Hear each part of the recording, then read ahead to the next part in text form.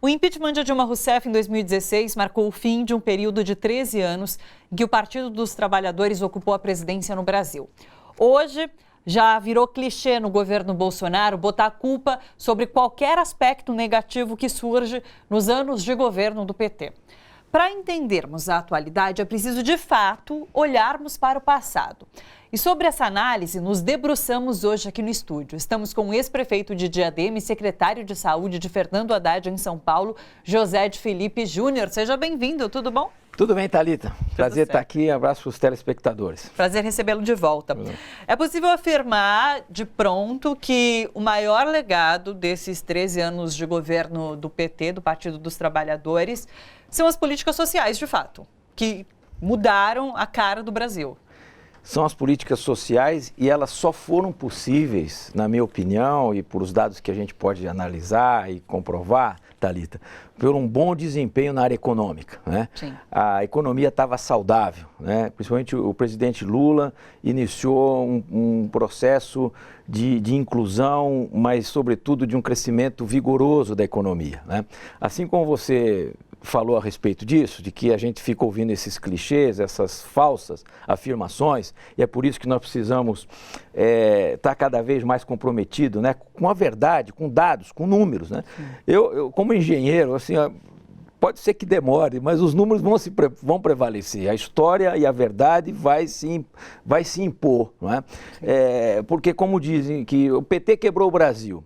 E a outra coisa que a gente ouvia muito é o seguinte: principalmente os economistas aí da mídia corporativa empresarial, né, eles adoravam dizer, o Lula seguiu o Fernando, ele acertou porque ele seguiu o Fernando Henrique. Falso, não é verdade, né? O Fernando Henrique teve um mérito importante, inclusive nós vamos mostrar alguns dados, sim, comparando os 6 governos, os 6 mandatos desde a estabilização da moeda. Você vê que o Fernando Henrique também teve o mérito dele, mas o Lula ultrapassou em muito e com uma receita diferente, né? E qual o aspecto mais importante nessa diferença de políticas adotadas? Bom, valorização do salário mínimo, né? Inclusão de milhões e milhões, quer dizer, com a valorização do salário mínimo, esse é o primeiro destaque que gostaria de dar. Com a valorização do salário mínimo, todas as outras categorias se beneficiaram, porque sim, os pisos também cresceram, né? Sim.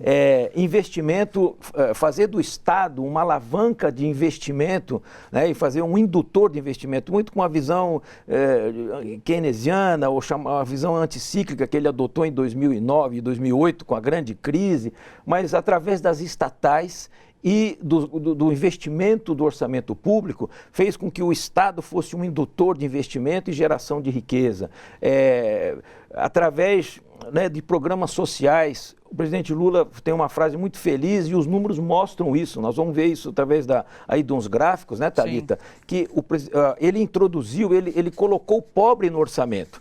E, por exemplo, e a assistência social, que estava em 6º, 7º, 8º lugar no orçamento do Fernando Henrique, com o Lula, ela se colocou em 4º lugar e permaneceu, né? A gente tem esse gráfico da assistência social. Coloca pra gente, por favor.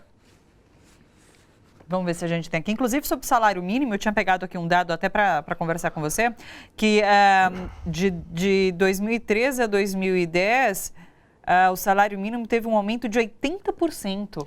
Foi, em termos reais, né, desde o início do governo sim, Lula, e até eu tenho falado o seguinte, o PT governou 12 anos, né? O primeiro ano da Dilma já teve o golpe, ela já não teve capacidade de governo, teve pauta-bomba, teve o presidente da Câmara e o impeachment, todos os meios de comunicação já colocando isso. Então, evidente, teve algumas coisas também de um cenário desfavorável, a questão do preço das commodities, o problema da seca, isso perturbou, mas ela não teve o direito de fazer o mandato dela, ela tem que ser julgada por 4 anos e não por 6 meses ou 7 meses, que depois ela deixou de ser presidente. Sim. Então, essa é um pouco, conceitualmente, eu tenho que falar que o PT governou 12 anos, né?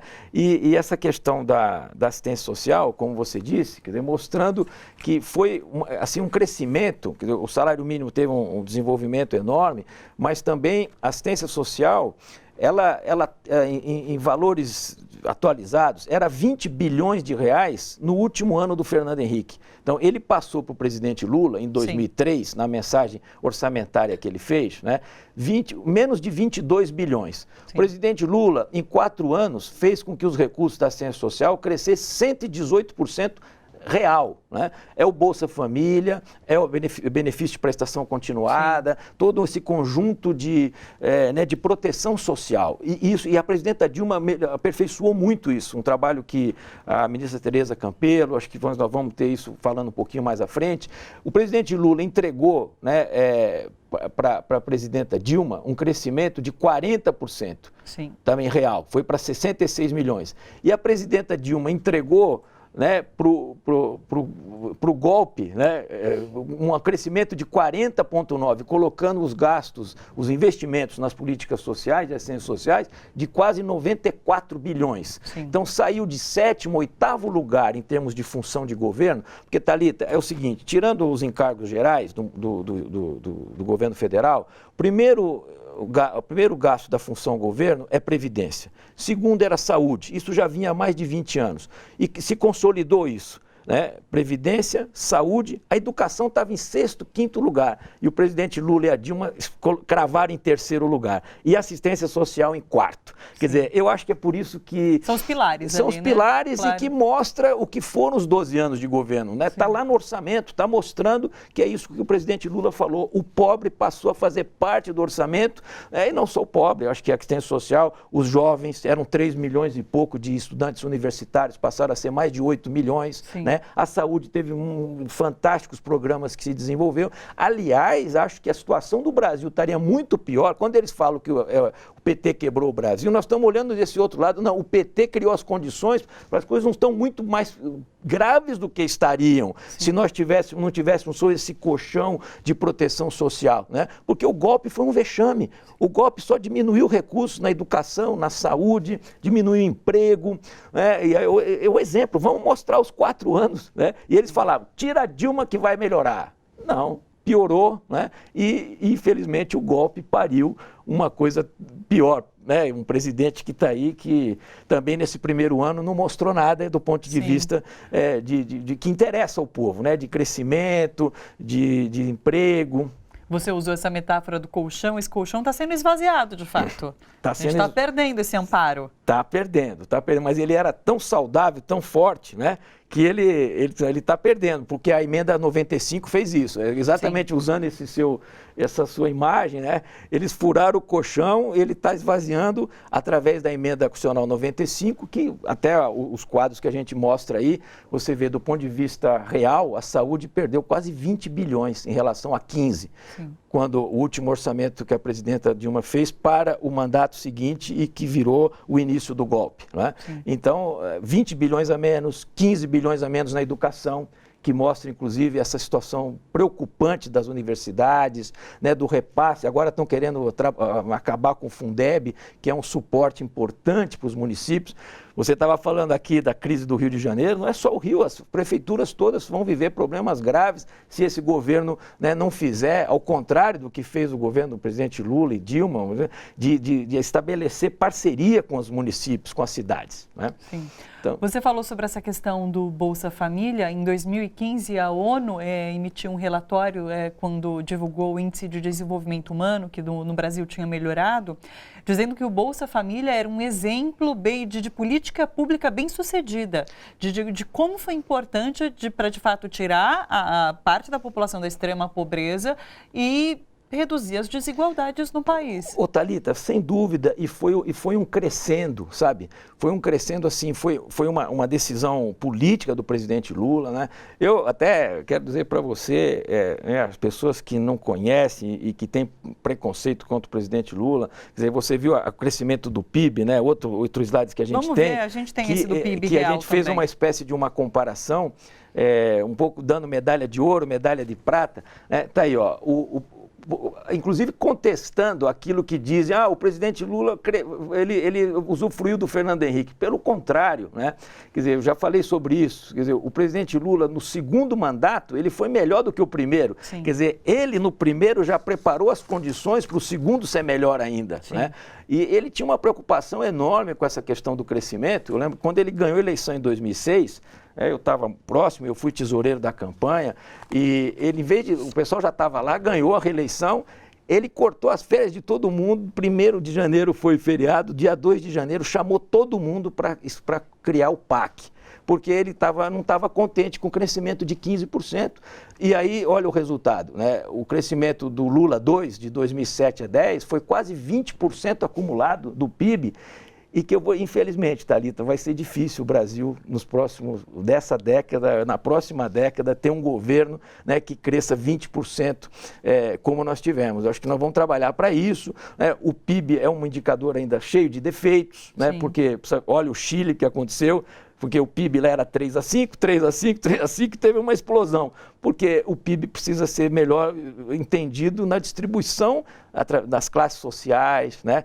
Então, e aquilo que você falou do Bolsa Família foi um aprendizado, né? Começou no primeiro ano de governo dele, até como Fome Zero, né? Teve o Graziano, aí aperfeiçoou, mudou a equipe, e depois no segundo governo se aperfeiçoou, e essas políticas sociais, como eu te falei, ela ganhou uma integração enorme, né? Com vários programas de agricultura familiar, de acompanhamento da questão do Brasil carinhoso, de ter o aperfeiçoamento do acompanhamento do Bolsa Família, né? Porque os críticos sempre falam, não, isso vai estimular as pessoas a não trabalhar. Pelo contrário, né? Ninguém vai viver com R$90, 70, aquilo é um socorro, aquilo é uma emergência, e tinha todo um projeto e um programa de inserir essas pessoas no mercado de trabalho, de fazer formação profissional, né? Então são aperfeiçoamentos que infelizmente se perderam, né? Eu acho que nós tivemos uma revista aí, não sei se a gente vai ter a participação da ex-ministra Miriam, a gente vai convidar para essa porque ela conversa. é craque nesse assunto, porque ela ajudou a fazer a revista, ela acompanhou, ela foi ministra, ela depois acompanhou de perto, e nós temos uma satisfação de poder contar com ela aí, a gente vai chamar agora para essa conversa Miriam Belchior, que é ex-ministra do Planejamento, Orçamento e Gestão e ex-presidente da Caixa Econômica Federal durante o governo de Dilma Rousseff. Olá, tudo bom, ministra? Vou te chamar de ministra. Tudo bom? Seja muito bem-vinda aqui no Bom para Todos. Muito obrigada, é um prazer estar aqui com você, Thalita, com o ex-prefeito de Diadema, José de Filipe, meu companheiro querido, e especialmente com todos que assistem à TVT, para a gente poder discutir os retrocessos que vêm ocorrendo desde o golpe, que continuam, se aprofundam ainda mais durante o governo Bolsonaro. Sim.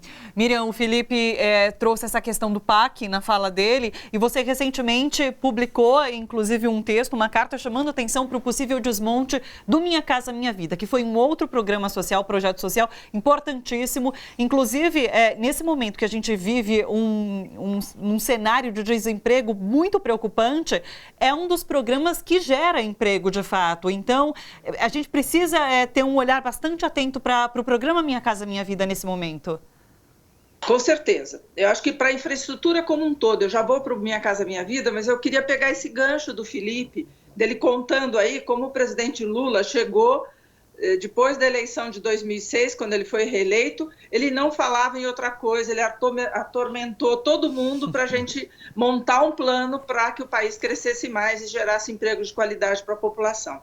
E há um consenso, Thalita, entre os economistas, tanto entre os heterodoxos, que tradicionalmente defendem investimento público, quanto para os ortodoxos, que são contra a intervenção do Estado na economia, da importância que tem o investimento para o crescimento do país. Hoje, até os ortodoxos estão defendendo o investimento. E aí, em 2019, no dia 20 de janeiro, Felipe, de 2007, no primeiro mês, ele lançou o PAC. E por que é importante infraestrutura? Porque ele gera desenvolvimento para o país como um todo e também desenvolvimento regional. E ele gera muitos e muitos empregos. Então, por isso que ele é muito importante. E ele ajuda, ele melhora a vida das pessoas.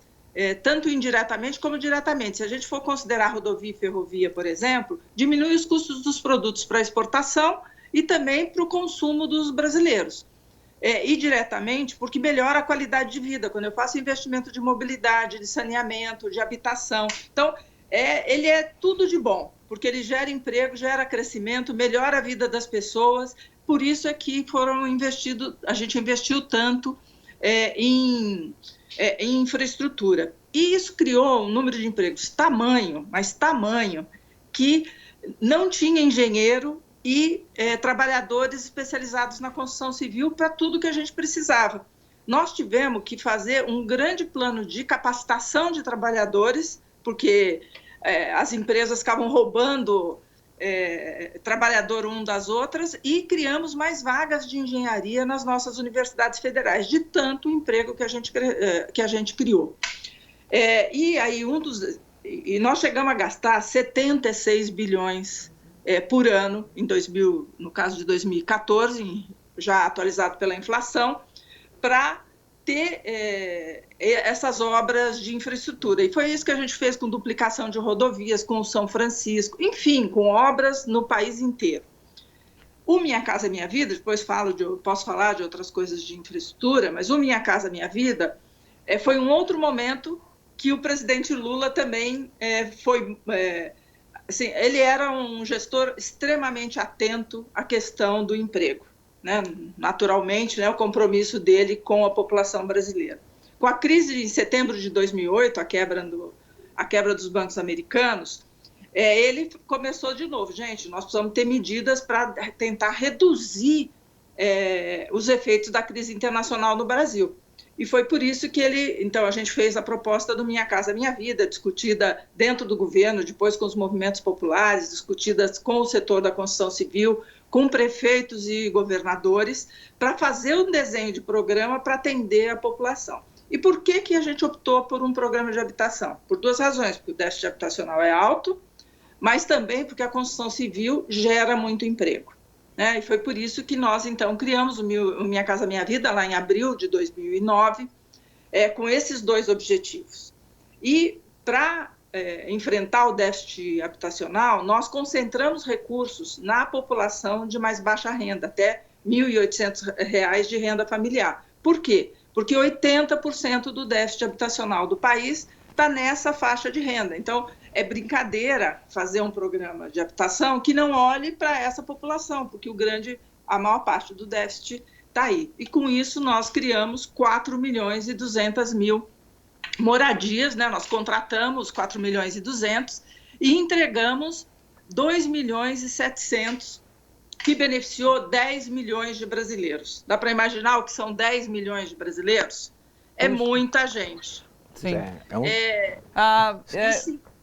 Deixa o Di Felipe. Oi, o Di Felipe vai fazer um comentário. Vamos fazer uma triangulação. Certamente. Mas só um último número: 57% desses 10 milhões, ou seja, 6 milhões, eram para as famílias com renda até R$ 1.800. O foco era nessa área.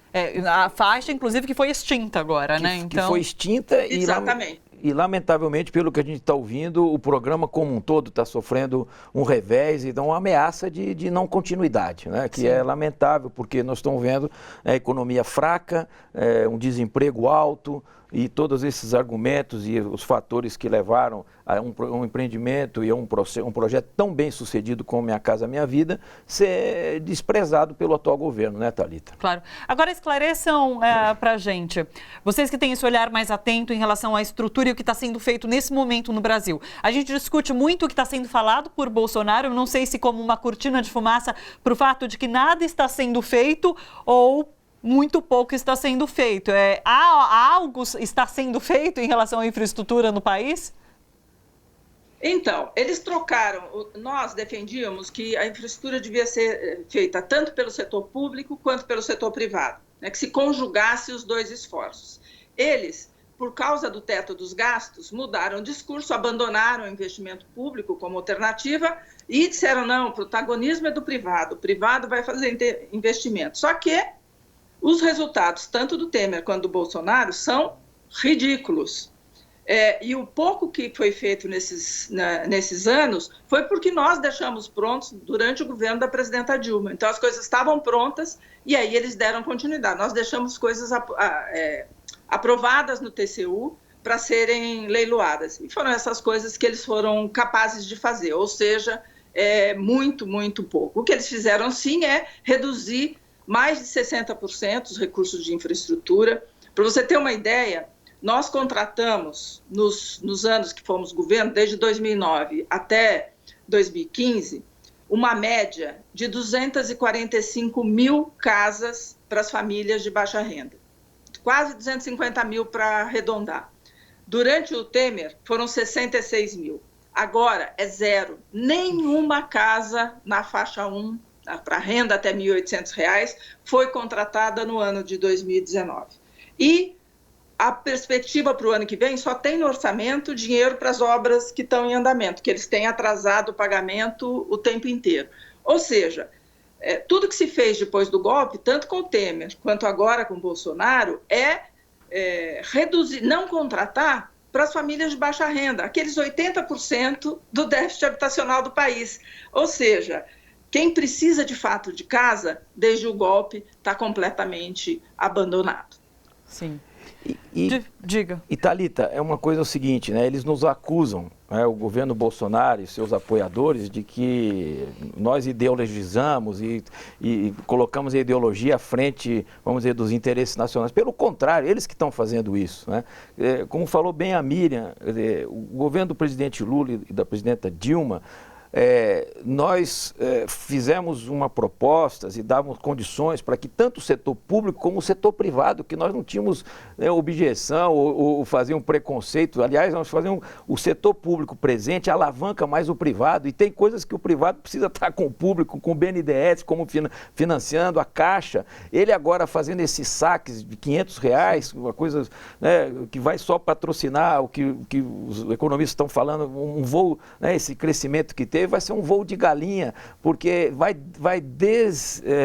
enfraquecer e desestimular e enfraquecer financeiramente o Fundo de Garantia, que era um dos estímulos, claro, que tinham para fazer o Minha Casa Minha Vida, né? Então, e acreditando só na iniciativa privada. Um outro exemplo, né, é esse ataque conjunto, articulado, né, e totalmente antinacional que foi feito em cima da Petrobras, né? A Petrobras era uma empresa fundamental para alavancar o desenvolvimento econômico, geração de emprego, geração, né, de contratação de obras, de ter o conteúdo nacional, quer dizer, era outro, vamos dizer, outra Minha Casa Minha Vida, né? E a Petrobras, desde que foi atacada desde 14, a minha opinião é a Operação Lava Jato, junto com a operação de sabotagem do poder econômico em 2015, né, de que eles achavam, vamos fazer com que a economia tenha uma recessão forte, isso facilita a saída da Dilma e depois a retomada é mais fácil, né?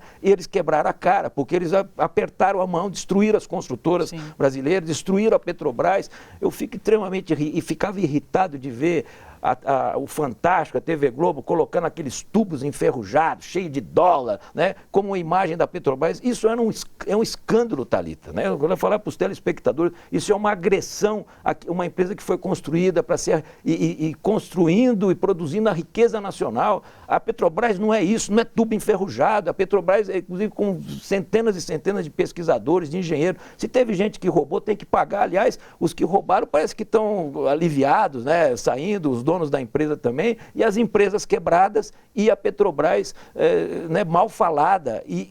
Enquanto ela saiu do mercado, e é um dos motivos que a economia está tão fraca, na minha opinião. Um dos ministros do STF deu uma entrevista essa semana, não me lembro qual ao certo, dizendo que a Lava Jato quebrou empresas e essa situação em que vivemos de crise econômica também é por conta da atuação da Lava Jato. Então é isso, quebraram a Petrobras. Esse foi o presidente... Isso mesmo, o presidente do STF é que falou isso essa semana, e eu acho assim, tem todo o discurso, o Brasil quebrou a Petrobras, o PT quebrou a Petrobras. Ora, que empresa quebrada entra no leilão como entrou agora e leva praticamente sozinha, tiveram que pedir, pelo amor de Deus, para os chineses entrarem com 10% e levou tudo que estava no leilão. Eles, sim, queriam trazer as companhias internacionais, quebraram a cara. E quem é que segurou o leilão?